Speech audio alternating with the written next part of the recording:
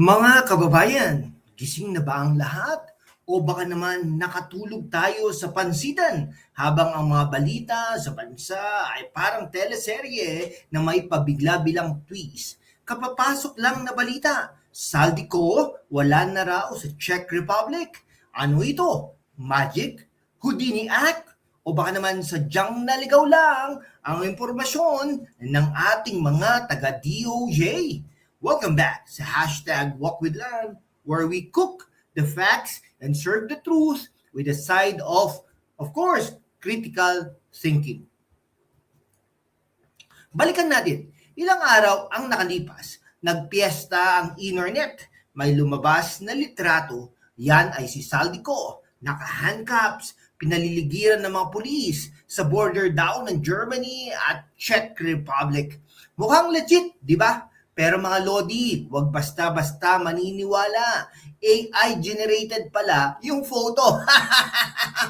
Sa panahon ngayon, ang Photoshop ay luma na. AI na ang ginagamit para manlinlang. Ang masakit dito, mga kaibigan, tila sumakay ang gobyerno sa hype. Ang sabi ng Malacanang, under custody. Pero ngayon, ang sabi ng DOJ Secretary Frederick Vida, left the Czech Republic na raw. Teka, DOJ, anyari? Bakit parang mas mabilis pa ang takbo ni Ko kaysa sa koordinasyon ninyo? Let's be real mga kaibigan. Intellectual tayong mag-isip dito. This isn't just about one man. This is about the Department of Justice. Bakit tila premature ang mga statements? Is it incompetence? Or is it a calculated distraction? Sinasabi nila, liberty was restricted, pero hindi technically arrested. Anong klaseng wordplay yan? Para nyo na ring sinabing busog ako, pero hindi ako kumain. Mga OFWs natin sa Europe, alam nila kung gaano kahigpit ang Schengen rules. Kung talagang fugitive ang hinahanap, bakit nakaka-land travel pa raw papuntang ibang bansa sa loob ng European Union?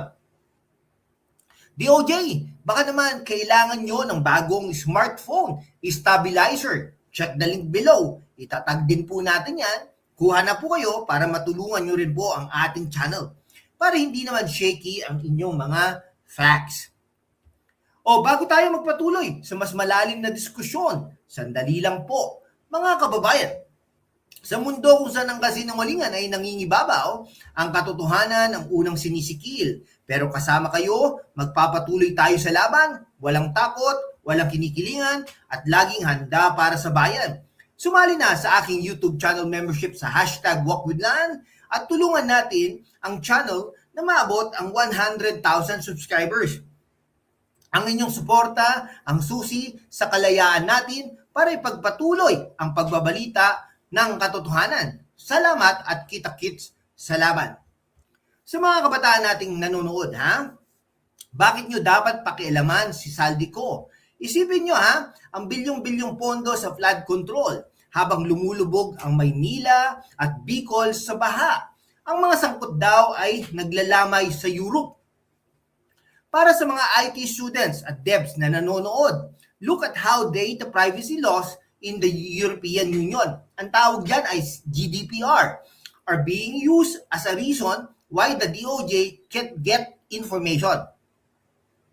It's a chess match. Pero sa chess, kapag laging nahuhuli ang galaw mo, talo ka.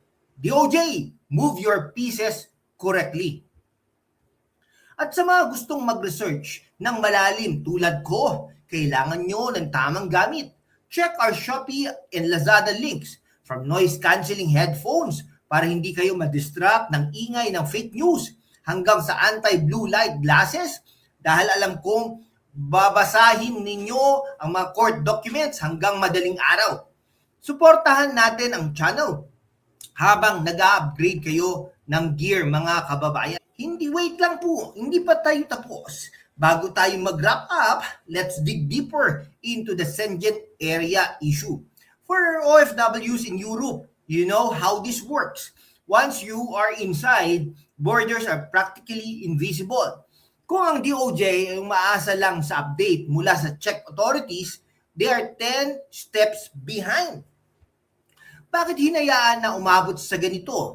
Kung may seryosong intensyon to secure a person of interest, coordination with Interpol should have been airtight before the news broke out. Ang nangyayari kasi, nauuna ang PR stunt bago ang legal process. We see a pattern here, a big announcement, a viral post, then a quiet correction or clarification days later when the hype dies down. Is this justice or is this just tease para sa ating mga mamamayan? Today students, especially those in law or political science, observe the language being used, restriction of liberty versus arrest. In the age of misinformation, semantic gymnastics is the favorite sport of the powerful. They use complex terms to mask simple failures. Don't just read the headlines. Read between the lines. If the system is designed to be a maze, your critical thinking is your only compass. Huwag tayong papayag na gawing content lang ang hustisya habang ang realidad ay patuloy na lumalayo sa atin. Okay and speaking of staying sharp, make sure you have your high-capacity power bank ready. Check the Lazada link. Hindi pwedeng malobat ang awareness natin. Whether you are an OFW in Prague or a student in Manila, staying connected to the right information is our best defense against the wave of alternative facts being served to us daily. Let's make sure that by the time we hit the 100,000 subscribers milestone, we are a community that can't be easily fooled by AI photos or vague government statements. Ladies and gentlemen.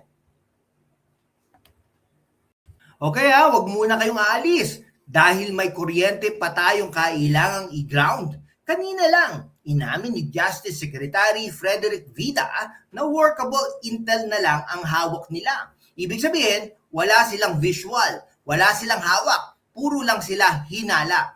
Ang nakakaloka pa rito, aminin man nila o hindi, nakalusot si Ko. Gamit ang expired passport mula pa noong 2022. Isipin nyo yon, mga Lodi, tayo kapag kukuha lang ng NBI clearance o magpaparenew ng PRC license, ang daming hinihinging valid ID. Pero ang mga big fish, kahit expired ang papel, nakakatawid ng mga borders sa Europe.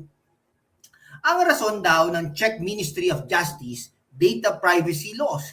Nakakatawa, di ba? Sa Pilipinas, kapag kailangan ng gobyerno ang data mo para sa SIM card registration o para sa kung ano-anong database, mabilis pa sa 4:00.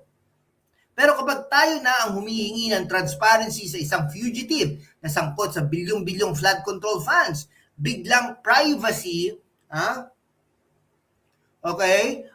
bilang privacy is sacred, no? DOJ Secretary Vida, frustrated daw kayo. Kami rin, confused pa nga, sobra. Kasi habang nagpapalitan kayo ng mga diplomatic email sa Prague, ang target nyo ay baka nag-i-enjoy na sa isang ergonomic office chair. Available yan sa link natin sa baba. Ibilin nyo na po yan, tulong nyo sa ating channel. Sa isang safe house sa Germany o Austria.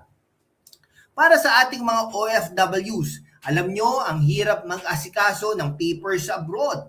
Isang pagkakamali lang sa visa, deportation agad.